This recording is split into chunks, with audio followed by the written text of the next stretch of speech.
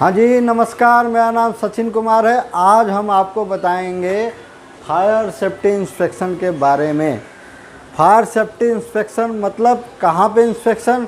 मैं ऑफिस वाले बिल्डिंग की बात कर रहा हूँ। जो ऑफिस वाले जिस बिल्डिंग के अंदर, जिसको हम बोलते हैं बिजनेस टावर, आप देखते होंगे कि जो बिल्डिंग होता है जिसके अंदर ऑफिसेज होते हैं, तो उस ऑफिस के अंदर मतलब उस टावर के अंदर जो ऑफिस होते हैं उसके अंदर बहुत सारे सिस्टम होता है। तो जब कोई ऑडिट होता है उस बिल्डिंग के अंदर, जब कोई ऑडिट होता है तो वो सब चीज़ें ध्यान से देखी जाती है।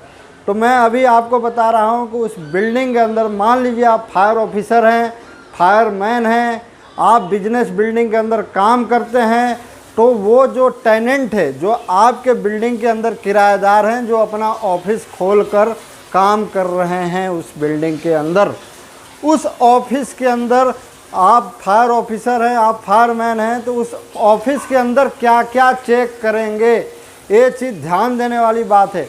क्योंकि हम जिस बिल्डिंग में काम कर रहे हैं उस बिल्डिंग की जिम्मेदारी हमारी होती है। और उस बिल्डिंग के अंदर अगर कोई बिजनेस करने के लिए ऑफिस खोला है तो उस ऑफिस के अंदर फायर सेफ्टी नॉर्म्स को पूरा कर रहा है, फायर सेफ्टी का व्यवस्था उनके पास है कि नहीं है, क्योंकि उनकी वजह से बिल्डिंग को पूरे नुकसान पहुंच सकता है, ऑफिस में आग लग सकती है, जान माल की हानि हो सकती है। तो ये ध्यान देने वाली बात है कि उस जिस बिल्डिंग में आप काम कर रहे हैं उसमें क्या क्या ऐसी खतरनाक चीज़ें हैं, उसका इंस्पेक्शन आपको ज़रूर करना है। तो आप बने रहें इस वीडियो में, आगे आपको दिखा रहे हैं कैसे क्या होता है। दोस्तों सबसे पहले आपको क्या करना है कि इंस्पेक्शन के लिए एक चेकलिस्ट बनाना है। एक चेकलिस्ट बनाएंगे, उसमें क्या क्या लिखेंगे आप ध्यान से देखें। कि जैसे फायर सेफ्टी इंस्पेक्शन का एक चेकलिस्ट बनाएंगे जिसमें पहले कॉलम पे ऊपर जो लिखेंगे इंस्पेक्शन ऑफ। इंस्पेक्शन ऑफ मतलब किस कंपनी का आप इंस्पेक्शन कर रहे हैं, किस कंपनी की इंस्पेक्शन कर रहे हैं। मान लीजिए हम इंस्पेक्शन कर रहे हैं किसी एक कंपनी का, मान लीजिए उसका नाम है L&T, तो मान लीजिए इस कंपनी का नाम है L&T, हम L&T कंपनी का इंस्पेक्शन कर रहे हैं। अब वो कौन सी ब्लॉक है, हो सकता है हम जिस बिल्डिंग में काम कर रहे हो वहाँ पे ब्लॉक अलग अलग होता है। अलग ब्लॉक मतलब tower A, tower B, tower C अलग अलग हो सकता है। तो टावर मान लीजिए टावर B में है, तो यहाँ पे हम लिखेंगे टावर B। समझ में आ गया? ब्लॉक B ब्लॉक की जगह आप टावर B, जैसा भी आपके यहाँ होता होगा वैसा आप लिख सकते हैं। अब वो बिल्डिंग, वो जो हमारी L&T कंपनी कौन कौन सी फ्लोर पे है, कहीं ऐसा तो नहीं एक ही फ्लोर पे हो सकता है उस टावर में सारे फ्लोर पे हैं। तो ये फ्लोर लिखना है आपको, लोकेशन लिखना है। मान लीजिए वो एक फ्लोर पे, 6 फ्लोर पे, यहाँ पर हम लिख देंगे 6 फ्लोर। तो आप देख रहे हैं यहाँ पर हमने लिख दिया 6 फ्लोर, ठीक है। और यहाँ पे L&T कंपनी लिख दिया, यहाँ पे लिख दिया ब्लॉक B 6 फ्लोर। और डेट, जिस दिन हम इंस्पेक्शन करेंगे उस दिन का डेट लिखना नहीं भूलेंगे।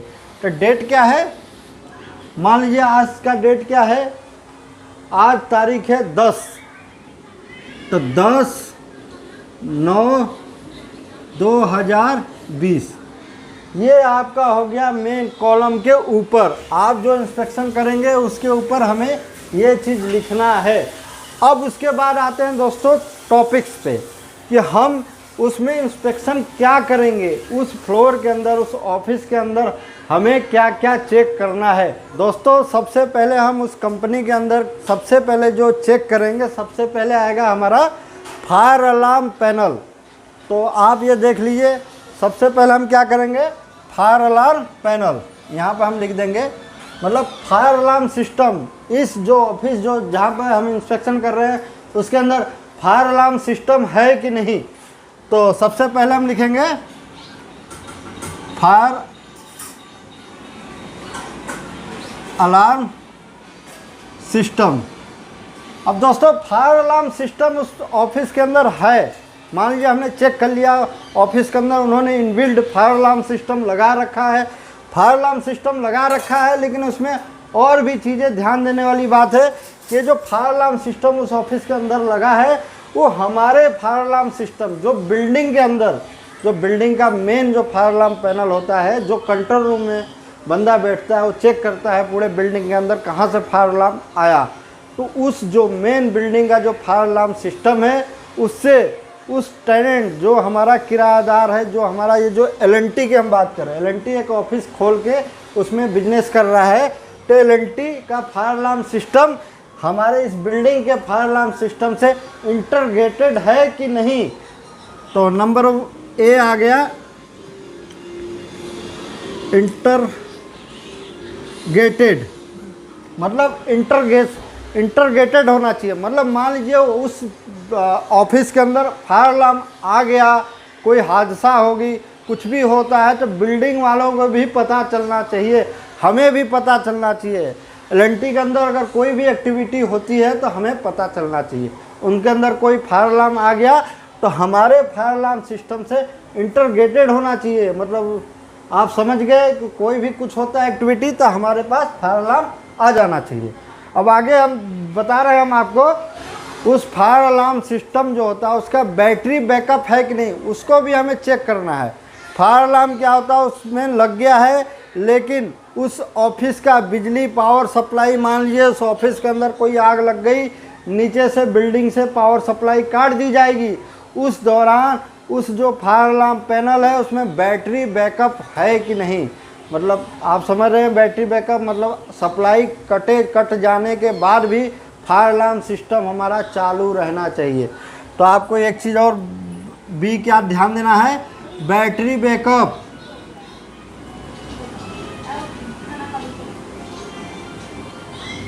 तो आप समझ रहे हैं कि फायर अलार्म पैनल में बैटरी बैकअप का कितना बड़ा रोल है, वो भी आपको चेक करना है।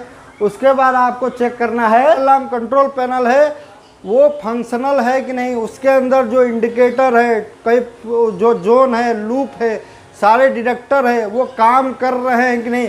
फायर अलार्म पैनल तो लगा है, उसके अंदर बैटरी बैकअप भी है, हमारे बिल्डिंग से इंटरग्रेटेड भी है, लेकिन वो सिस्टम हमारा चल रहा है कि नहीं, उसके अंदर कोई फॉल्ट तो नहीं है, कोई ट्रबल तो नहीं है, ऐसा कोई इशू तो नहीं है जिसके कारण हो सकता है डिसेबल हो सिस्टम, मैनुअल मोड में हो। Fire alarm system auto mode में होना चाहिए कि फ्लोर के अंदर कोई भी एक्टिविटी हो तो फायर अलार्म पैनल अपना काम करना स्टार्ट कर दे।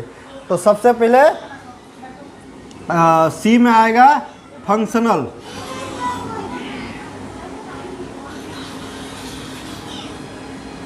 मतलब फायर अलार्म हमारा पैनल जो है फंक्शनल भी होना चाहिए, ठीक है। तो आप समझ गए fire alarm system L&T office के अंदर लग गया, इंटरग्रेटेड बिल्डिंग से हमारे इंटरग्रेटेड होना चाहिए, बैटरी बैकअप होना चाहिए और फंक्शनल होना चाहिए वो पैनल। समझ में आ गया आपको, ये हमने चेक कर लिया। अब उसके आगे हमें क्या चेक करना है, ये ध्यान देने वाली बात है। तो आगे हमें चेक करना है, तो आगे हमें ये देखना है कि जो हमारा फायर अलार्म पैनल है वो हमने बता दिया कि फायर अलार्म पैनल जो है इंटरग्रेटेड, बैटरी बैकअप और फंक्शनल होना चाहिए। उसके बाद हमें क्या करना है, कुछ एल&टी कंपनी के अंदर जो दरवाजे हैं, कोई भी ऑफिस है उसके अंदर कोई काम कर रहा है, इमरजेंसी एग्जिट डोर जो हो गया, मान लीजिए कोई इमरजेंसी हो गया तो उस दौरान इमरजेंसी एग्जिट, इमरजेंसी स्टेयरकेस, सीढ़ी जो होता है, इमरजेंसी रूट के दौरान क्या जो दरवाजे होते हैं वो हमारे फायर अलार्म कंट्रोल सिस्टम जो होता है उसमें एक्सेस कंट्रोल सिस्टम, जो एक्सेस कंट्रोल सिस्टम होता है, एक्सेस मतलब कहीं ऐसा तो नहीं है कि वो दरवाज़ा लॉक हो, ताला बंद हो, सिक्योरिटी रीजन से क्या होता है उसमें एक एक्सेस कंट्रोल सिस्टम लगा होता है कि वो हमेशा बंद रहेगा। लेकिन जब कोई अलार्म बजता है, फायर अलार्म बजता है, कोई हादसा होती है, उस दौरान क्या होता है फायर अलार्म बजने लगेगा तो ऑटोमेटिक उसका जो डोर होते हैं, उसकी जो दरवाजे है वो खुल जाएगा, फ्री हो जाएगा। तो हमारे फायर अलार्म पैनल से कनेक्ट होना चाहिए, उसको बोलते हैं access control system integrated with fire alarm panel. मतलब फायर अलार्म पैनल से वो हमारा एक्सेस कंट्रोल है कि नहीं है, ये चीज़ ध्यान देने वाली बात है। आप अगर इंस्पेक्शन करते हो तो इस चीज़ को ज़रूर देखना, कहीं लॉक तो नहीं है, कहीं ताला तो बंद नहीं है।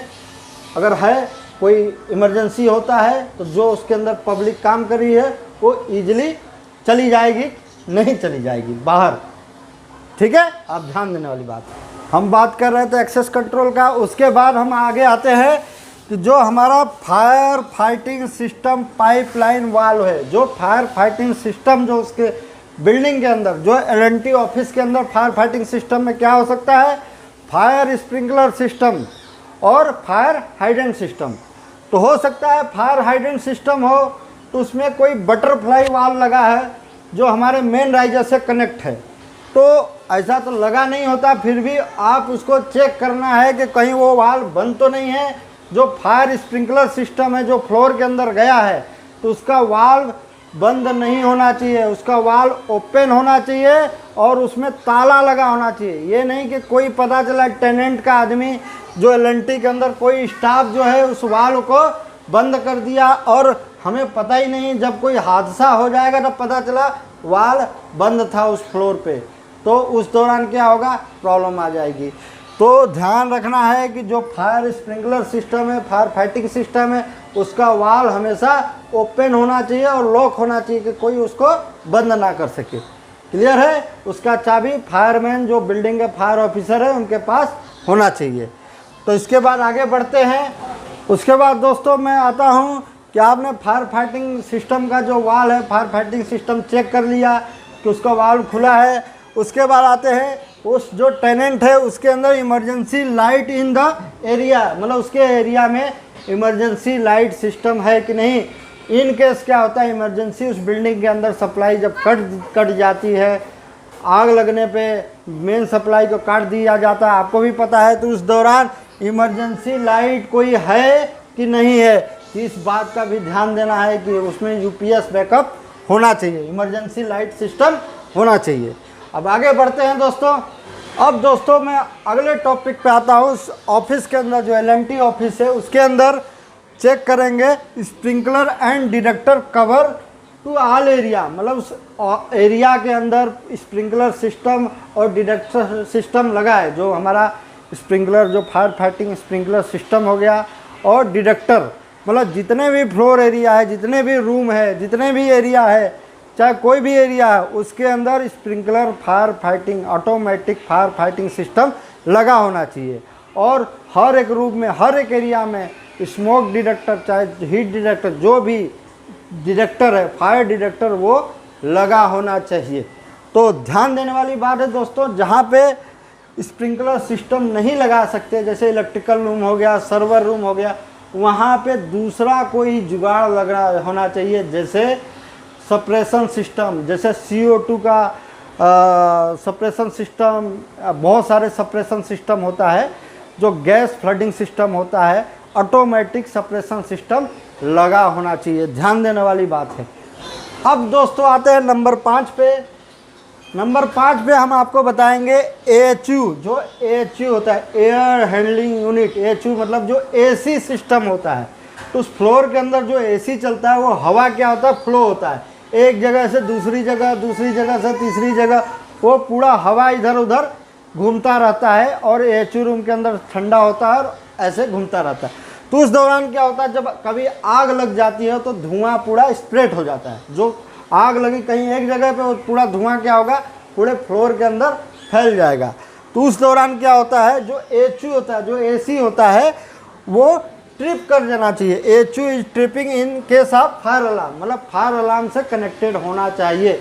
जब कभी फायर अलार्म आए तो जो AC सिस्टम होता है उस फ्लोर पे, वो ऑटोमेटिक बंद हो जाना चाहिए, ताकि उस फ्लोर का जो धुआं है इधर उधर फैले ना, जहाँ पे आग लगी है उसी एरिया में रहे। आशा करता हूँ आप समझ रहे हो हमारे हर एक पॉइंट को। बने रहिए, अगला पॉइंट आपको बताते हैं। अब दोस्तों जो अगला पॉइंट है उसको मैं बता रहा हूँ कि smoke damper are closing in case of the fire alarm. ये ध्यान देने वाली बात है। जो स्मोक डिटेक्टर है वो जब हमारा एक्टिवेट होता है, जब कोई आग लगती है फ्लोर के अंदर, तो फायर अलार्म सिस्टम एक्टिव हो जाता है। तो जो पहले मैंने बताया था आपको कि जो मेरा AHU ट्रिप कर जाता है तो उसमें क्या होता है, स्मोक डैम्पर होते हैं, वो डैम्पर क्लोज हो जाना चाहिए। मतलब जो हमारा डक्ट होते हैं जिसके अंदर से हवा गुजरती है, तो उसके अंदर हवा की जगह धुआं भी गुजर सकता है। तो उसके अंदर क्या होता है, एक दरवाज़ा टाइप का डैम्पर होता है, तो फायर अलार्म आते ही वो जो डैम्पर होता है वो डैम्पर को ऑटोमेटिक बंद हो जाना चाहिए, ताकि उस रास्ते से धुआं हवा के सहारे एक दूसरे जगह पे फैले ना। ये ध्यान देने वाली बात है, आप उस चीज़ को ज़रूर चेक करें स्मोक डैम्पर क्लोज हो रहा है कि नहीं। ऐसी स्थान जहाँ पे उस फ्लोर के अंदर सर्वर रूम होता है, इलेक्ट्रिकल रूम होता है, यूपीएस रूम होता है, जिसके अंदर हम फायर स्प्रिंकलर नहीं लगा सकते, क्योंकि फायर स्प्रिंकलर से निकलता है पानी, उससे क्या होता है खतरा है, उस सिस्टम को खतरा है, इलेक्ट्रिसिटी को खतरा है, यूपीएस रूम में जो सर्वर है उसको खतरा है, पानी से वो चीज़ें बर्बाद हो जाती, जो कि काफ़ी कॉस्टली, काफ़ी महंगी सिस्टम होता है। तो वहाँ पे क्या होता है, उसके जगह हम सप्रेशन सिस्टम लगाते हैं, गैस सप्रेशन सिस्टम, मतलब पानी के जगह से ऑटोमेटिक गैस से आग को बुझेगा। जब कभी आग लग जाएगी तो जैसे हम CO2 गैस से आग को बुझाते हैं, क्लीन एजेंट फायर एक्सटिंग्विशर से आग बुझाते हैं, वैसे ही गैस सप्रेशन सिस्टम, चाहे जो कुछ भी है आग बुझाने का, जिससे कि वो उपकरण ख़राब ना हो, वो सिस्टम वहाँ पे लगा होना चाहिए। ऐसा नहीं होना चाहिए कि यहाँ पे स्प्रिंकलर सिस्टम नहीं लगा है तो ये सेपरेशन सिस्टम भी नहीं लगा है, ऐसा नहीं होना चाहिए। कोई ना कोई चीज़ ज़रूर ऑटोमेटिक फायर फाइटिंग सिस्टम लगा होना चाहिए वहाँ पे। अगला पॉइंट जो आपको बताने जा रहा हूँ, 8वां पॉइंट, सर्वर रूम। जो ऑफिस के अंदर सर्वर रूम होता है, यूपीएस रूम होता है, इलेक्ट्रिकल रूम होता है, वो उसका जो दीवार है, उसका जो दरवाज़ा है, उसका जो भी एक्सेस पॉइंट है, जैसे मान लीजिए इलेक्ट्रिकल रूम से कोई वायर आया है, सर्वर रूम से कोई ऊपर से वायर आया है, कोई दरवाज़ा है, कोई दीवार है, सभी आइटम फायर रेटेड होना चाहिए। मतलब सर्वर रूम, चाहे जो इलेक्ट्रिकल रूम हो गया, यूपीएस रूम हो गया, बैटरी रूम हो गया, जो भी फायर हजार्डेड रूम है, बैटरी रूम के अंदर आग लग सकती है, इलेक्ट्रिकल रूम के अंदर शॉर्ट सर्किट हो सकता है, सर्वर रूम जो कि काफ़ी कॉस्टली और कंपनी का जो भी डेटा होता है सर्वर रूम में होता है, उसको भी आग से बचाना है, तो इसका मतलब उसको पूरा फायर रेटेड मटेरियल से सील होना चाहिए। जैसे इलेक्ट्रिकल रूम हो गया, उसके अंदर आग लग जाती है तो उसका जो दीवार है ऐसी मटेरियल से बना होना चाहिए ताकि उसका आग उस दीवार से क्रॉस करके बाकी एरिया में ना फैले। उसकी जो दरवाज़ा है ऐसी मटेरियल से बना होना चाहिए ताकि वो दरवाज़ा आग लगने पे जले ना। और जिस रास्ते से केबल ट्रे जाता है कहीं भी, उसको प्रॉपर सील होना चाहिए ताकि उस रास्ते से आग और धुआं निकले ना। ये चीज़ आपको ध्यान देने वाली बात है। आपको आशा करता हूँ समझ में आ रहा होगा कि फायर रेटेड दीवार, fire rated door, fire rated कोई भी एक्सेस पॉइंट जहाँ से धुआं और आग फैल सकती है तो उसको प्रॉपर सील होना चाहिए फायर प्रूफ मटेरियल से, आग में नहीं जलने वाली मटेरियल से उसको सील होना चाहिए। आगे चलते हैं। हम यहाँ पे 2 पॉइंट एक साथ ही ले रखा हूँ। जो उस फ्लोर है, जो हमारा एलएनटी जो फ्लोर है, ऑफिस है, उसके अंदर जो फायर एक्सटिंग्विशर है वो लगा है कि नहीं, वो हमें रिकॉर्ड में, जो हम चेकलिस्ट के बारे में बात कर रहे हैं उसमें सबके ऊपर यस नो का लिखना है, जो भी मैंने आपको बताया। अब हम आते हैं फायर एक्सटिंग्विशर के बारे में। फायर एक्सटिंग्विशर के ध्यान देना कि सफिशिएंट है कि नहीं, मतलब जितने की उस ऑफिस के अंदर ज़रूरत है उतने मात्रा में फायर एक्सटिंग्विशर है कि नहीं। वो फायर एक्सटिंग्विशर की क्वांटिटी लिखोगे, जैसे मैंने यहाँ लिख दिया number of fire extinguisher inside the office, तो उसके अंदर हमें क्वांटिटी लिखना है। मान लीजिए 105 है तो हमने 105 क्वांटिटी चेकलिस्ट में लिखना है ताकि अगली बार जब हम इंस्पेक्शन करें तो उस फायर एक्सटिंग्विशर के बारे में हम चेक करेंगे अभी कितना है पिछले बार के इंस्पेक्शन के दौरान। अब आगे आते हैं, उसी में एक और पॉइंट है फायर एक्सटिंग्विशर में, 10वां पॉइंट, उस फायर एक्सटिंग्विशर का एएमसी, उस फायर एक्सटिंग्विशर का इंस्पेक्शन रिकॉर्ड है कि नहीं। मतलब फायर एक्सटिंग्विशर तो लग गया है लेकिन क्या उस फायर एक्सटिंग्विशर का देख रेख भी कोई कर रहा है, वो फायर एक्सटिंग्विशर काम करेगा इमरजेंसी के दौरान, तो उसका मेंटेनेंस रिकॉर्ड क्या है, कौन सी कंपनी के पास उसकी एएमसी है कि नहीं है। मतलब वो फायर एक्सटिंग्विशर जब काम नहीं करेगा तो उसका जवाब कौन देगा, उसका रिकॉर्ड हमारे पास होना चाहिए। मतलब उस ऑफिस से हमें कलेक्ट करना है। तो AMC of fire extinguisher, quarterly inspection जो रिकॉर्ड होता है उसको भी हमें चेक करना है। अब आगे चलते हैं। अब अगला 11 पॉइंट नंबर पर आगे जाते हैं कि सबसे बड़ी चीज़ जो उसके अंदर है FHC फायर हाइड्रेंट कैबिनेट। जो ऑफिस LNT ऑफिस के अंदर जो जितने भी fire hydrant cabinet system, hose reel system, fire hydrant, delivery hose pipe, branch pipe, जो भी फायर फाइटिंग सिस्टम जो FHC कैबिनेट के अंदर है वो हमारा ऑपरेशनल है कि नहीं, सारा इक्विपमेंट है कि नहीं, तो वो हमें सारा कुछ चेक करना है। उसका ऑपरेटिंग मतलब जब कोई इमरजेंसी हो गया तो उस दौरान हमें उस इक्विपमेंट का इस्तेमाल करने में कोई दिक्कत नहीं आना चाहिए। डोर चेक करना है, सब कुछ प्रॉपर चेक करना है कि हमारा जो फायर फाइटिंग इक्विपमेंट जो FHC के अंदर है वो हमारा फंक्शनल है कि नहीं है। आगे बढ़ते हैं।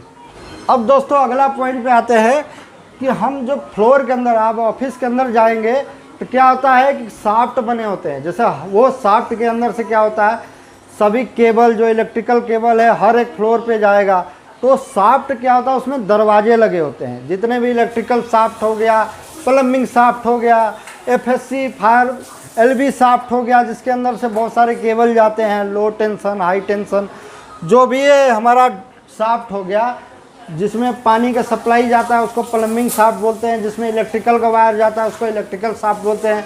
एक LV लो टेंशन वायर जिसमें telephone wire, battery low voltage wire, जो भी हमारे जो नॉर्मल केबल जाते हैं उसको LV शाफ्ट बोलते हैं। तो जितने भी हमारे शाफ्ट होते हैं, मान लीजिए नीचे आग लग गई ग्राउंड फ्लोर पे, वो फर्स्ट फ्लोर पे भी फैलेगा, सेकंड फ्लोर पे भी फैलेगा, तो वो ना फैले वो शाफ्ट आपको चेक करना है कि शाफ्ट हर फ्लोर पे प्रॉपर सील है कि नहीं। सील मतलब केबल आया ऊपर लेकिन उसका जो दरवाजे हैं वो दरवाज़ा फायर प्रूफ मटेरियल का बना होना चाहिए। ऐसा ना हो कि ग्राउंड फ्लोर पे आग लग गए तब फर्स्ट फ्लोर पे भी वो आग आगे बढ़ जाए, वो आगे नहीं बढ़ेगा, क्योंकि उसके अंदर जो दरवाज़ा लगा होता है वो फायर प्रूफ मटेरियल का होना चाहिए। दूसरा चीज़, वो दरवाज़ा लॉक होना चाहिए। ध्यान देने वाली बात है कि कहीं से भी आग एक फ्लोर से दूसरी फ्लोर पे ना फैले, उसके लिए सारा शाफ्ट का दरवाज़ा प्रॉपर लॉक होना चाहिए, कोई भी दरवाज़ा खुला नहीं होना चाहिए। तो ये ध्यान देने वाली बात है, सभी दरवाजे को चेक करना है। किसके दरवाजे की बात कर रहे हैं? इलेक्ट्रिकल शाफ्ट, जो भी बिल्डिंग के अंदर शाफ्ट है जहाँ पे धुआं और आग का प्रवेश एक फ्लोर से दूसरी फ्लोर पे कर सकता है, वो सारा कुछ प्रॉपर सील होना चाहिए फायर प्रूफ मटेरियल से और लॉक होना चाहिए। अब अगले पॉइंट पे आते हैं, बहुत ही ज़रूरी है। जब हम LNT ऑफिस, चाहे जो भी ऑफिस है, हम LNT ऑफिस की बात कर रहे हैं कि उस ऑफिस के अंदर क्या होता है कि जब कभी आग लग जाती है उस दौरान सप्लाई भी कट जाता है, अंधेरा हो जाता है, कई बार इमरजेंसी जो हमारा जो इमरजेंसी लाइट सिस्टम है वो भी नहीं काम करता। तो उस दौरान क्या होता है कि उस फ्लोर के अंदर जो ऑटो ग्लो साइनेज, मतलब वो अंधेरे में भी ग्लो करे, अंधेरे में भी दिखाए दे, ऑटो ग्लो साइनेज होता है। आप उसके बारे में पता कर लेना, देख लेना। ऑटो ग्लो साइनेज जो अंधेरे में दिखाई देने वाला साइनेज लगा होना चाहिए। मतलब जितनी भी साइनेज है इमरजेंसी वाला, जैसे इमरजेंसी एग्जिट हो गया, फायर एक्सटिंग्विशर का साइनेज हो गया, फायर हाइड्रेंट कैबिनेट का साइनेज हो गया, जो भी इमरजेंसी इक्विपमेंट है, इमरजेंसी रूट है, उसका जो साइनेज होता है वो ऑटो ग्लोब होना चाहिए, मतलब अंधेरे में दिखाई देने वाला होना चाहिए। और उसके अंदर, ऑफिस के अंदर इमरजेंसी प्लान, इमरजेंसी के दौरान हमें कौन सी सामान कहाँ मिलेगा और कौन सी रास्ते से हमें बाहर भागना है सेफ असेंबली एरिया में, तो इमरजेंसी प्लान डिस्प्ले होना चाहिए फ्लोर के अंदर, जगह जगह पे, हर एक जगह पे डिस्प्ले होना चाहिए, ताकि उस एरिया में अगर कोई व्यक्ति फंसा है तो उसको इमरजेंसी प्लान में देखकर अपने आप को समझ सके कि इस समय मैं यहाँ पर हूँ, भागने का रास्ता उधर है या भागने का रास्ता उधर है। अगर आग लगी है तो उस आग को बुझाने का इक्विपमेंट कहाँ पे है, उस प्लान के अंदर सब कुछ दिखना चाहिए। और ध्यान रहे वो भी प्लान ऑटो ग्लो साइनेज का बना होना चाहिए, मतलब वो भी जो मैप है वो अंधेरे में दिखाई देने वाले मटेरियल का बना होना चाहिए, मतलब अंधेरे में दिखाई देना चाहिए। इमरजेंसी में फंसा हुआ व्यक्ति को, फायरमैन को, फायर फाइटर को, जो भी इमरजेंसी के टीम का मेंबर है, चाहे जो व्यक्ति फंसा है। दोस्तों अगला पॉइंट पाते हैं कि जैसे हमने प्लान वगैरह के बारे में बता दिया, साइनेज के भी बारे में बता दिया। अब अगला मेन पॉइंट जो है all fire exit check it, मतलब हमें जितने भी इमरजेंसी एग्जिट है, इमरजेंसी के दौरान जिस द्वार से हम भागेंगे बाहर, वो हमें चेक करना है। फायर इमरजेंसी एग्जिट को चेक करना है, उसमें कोई ब्लॉकेट तो नहीं है, ऐसा तो नहीं है कि वो एग्जिट लॉक हो, इमरजेंसी के दौरान खुले ही ना। जैसे मैंने आपको पहले बताया था, इमरजेंसी एग्जिट कभी भी ताला बंद नहीं होना चाहिए, कभी कुंडी लगा नहीं होना चाहिए, इमरजेंसी के दौरान वो इजीली खुल जाना चाहिए। और सिक्योरिटी पर्पस से लॉक होता है तो वो एक्सेस कंट्रोल सिस्टम से लॉक होगा, ताकि इलेक्ट्रॉनिक सिस्टम होता है, ताकि फायर अलार्म आने पे ऑटोमेटिक खुल जाना चाहिए। तो ये ध्यान देने वाला है भाई साहब कि कोई भी इमरजेंसी एग्जिट इमरजेंसी के दौरान ब्लॉक ना रह जाए। हो सकता है उस इमरजेंसी एग्जिट में कोई सामान रखा हो, उस स्टेयरकेस में कोई सामान रखा हो, कोई फाइल, कोई भी चीज़, मटेरियल, लोग सोचते हैं कि फालतू जगह वहाँ पे रख दो। ये ध्यान देने वाली बात है। फायरमैन जो फायर ऑफिसर उस बिल्डिंग में है, कोई भी मटेरियल उस इमरजेंसी के दौरान कोई भी ऐसा अवरोधक नहीं होना चाहिए, ताकि इमरजेंसी में वो दरवाज़ा या स्टेयरकेस ब्लॉक हो जाए। वो सबसे बड़ी बात है। आप कहीं पे भी आग लगी होगी, आपने देखा होगा, वहाँ पे मेन समस्या जो होता है इमरजेंसी एग्जिट का होता है। वहाँ पे इमरजेंसी एग्जिट प्रोवाइड नहीं होता है, या फिर होता है तो लॉक होता है, उसमें सामान रखा होता है, उसको नोटिफिकेशन कर दिया जाता है। तो ध्यान देने वाली बात है, सभी इमरजेंसी एग्जिट इमरजेंसी के दौरान क्लियर होना चाहिए। अब दोस्तों अगला पॉइंट पे आते हैं कि जो फ्लोर के अंदर कुकिंग तो अलाउ नहीं होता। अगर अलाउ होता है कुकिंग तो उसके भी बहुत सारे सेफ्टी रीजन होते हैं कि उसको प्रॉपर सेफ्टी के हिसाब से ही उस फ्लोर पे कुकिंग अलाउ होता है। तो हमें ध्यान देना है कि उस फ्लोर के अंदर cooking being done on floor, number of equipment use inside, मतलब कुकिंग कई प्रकार का होता है। कहीं ऐसा तो नहीं कि बस चाय बनाने के लिए कुकिंग हो रहा, हो सकता है खाना बनाने के लिए कुकिंग हो रहा। तो जो भी है, तो हमें उस इक्विपमेंट का नाम लिखना है कि उस इक्विपमेंट कौन कौन सा इक्विपमेंट, हीटर वगैरह जो भी यूज कर रहे हैं, लगभग इक्विपमेंट का हमें नाम लिखना है उस इनसाइड के अंदर। और उसके अंदर क्या क्या चेक करना है दोस्तों, तो अगला पॉइंट आपको ध्यान देना है कि उस फ्लोर के अंदर जब कुकिंग होता है, जब किसी फ्लोर के अंदर कुकिंग होता है तो उसमें खाना बनता है। जैसे एलपीजी गैस तो अलाउ नहीं होता, किसी भी फ्लोर के अंदर आप एलपीजी गैस का इस्तेमाल नहीं कर सकते हैं। एलपीजी गैस के लिए बाकायदा कमर्शियल बिल्डिंग में गैस बैंक बना होता है, उसके लिए अलग सिस्टम होता है, आप उसके बारे में अलग से पढ़ना। लेकिन जो ऑफिस एरिया होता है, उस एरिया में क्या होता है, कुकिंग डन ऑन फ्लोर, जिस फ्लोर पे कुकिंग हो रहा है, कुकिंग एडजस्ट हुड, जहाँ पे खाना बन रहा है, इलेक्ट्रिकल हीटर जहाँ पे जो भी सेफ्टी से खाना बन रहा है, उसके ऊपर कुकिंग हुड लगा है कि नहीं, जो एग्जॉस्ट हुड होता है, जहाँ से उस खाना बनने वाली गैस को वहाँ से रिमूव करके बाहर फेंकता है, वो एग्जॉस्ट हुड के अंदर कोई तेल ऑयल फंसा तो नहीं है। उस क्या होता है, जब कभी कोई खाना बनता है तो उसके अंदर जो तेल होता है उस हुड के अंदर चिपक जाता है। तो ध्यान देने वाली है कि उस जो भी हुड होता है वो प्रॉपर क्लीन होना चाहिए, उसके अंदर कोई भी तेल ऑयल मटेरियल, ज्वलनशील मटेरियल उसके अंदर नहीं होना चाहिए। दूसरा, उस हुड के अंदर जो हुड लगा होता है उसके ऊपर ऑटोमेटिक फायर सप्रेशन सिस्टम लगा है कि नहीं लगा है। जो हुड होता है जिसके नीचे खाना बनता है, उसके ऊपर ऑटोमेटिक फायर सप्रेशन सिस्टम लगा होना चाहिए, ताकि उस कुकिंग ऑयल में आग लग गया, किसी उसी मटेरियल में आग लग गया तो ऑटोमेटिक वो आग बुझ जाए। ऐसी सिस्टम प्रोवाइड होना चाहिए, है कि नहीं है, वो आपको इस चेकलिस्ट में लिखना है। अब दोस्तों अगला पॉइंट पाते हैं कि जो हमारे फ्लोर के अंदर, जो हम जैसे फायर ऑफिसर है, फायरमैन है, तो हमारे कंट्रोल रूम में एक ऐसी लिस्ट लगा होना चाहिए कि उस कंपनी के अंदर कितने, मतलब हम जो ये चेकलिस्ट जो मेंटेन करते हैं, जो हम फायर सेफ्टी इंस्पेक्शन कर रहे हैं, उस चेकलिस्ट के अंदर हमें एक चीज़ और मेंशन करना है, number of people having disability.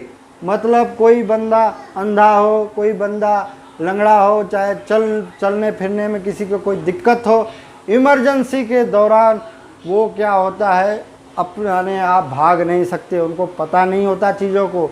तो ऐसे पर्सन को ख़ास तौर पे ध्यान देने वाली बात है कि वो जो number of people having disability हैं उनको हमें फाइंड आउट करना है।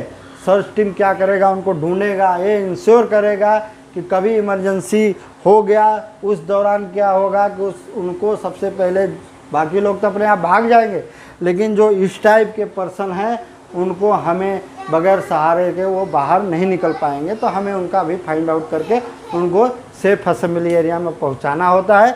इसलिए हमें इस चेकलिस्ट में उनका भी मेंशन करना बहुत ज़रूरी है।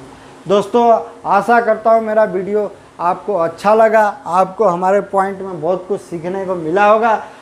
अगर आपको अच्छा लगा मेरा वीडियो तो मेरे चैनल को सब्सक्राइब ज़रूर करना। जय हिंद, जय भारत।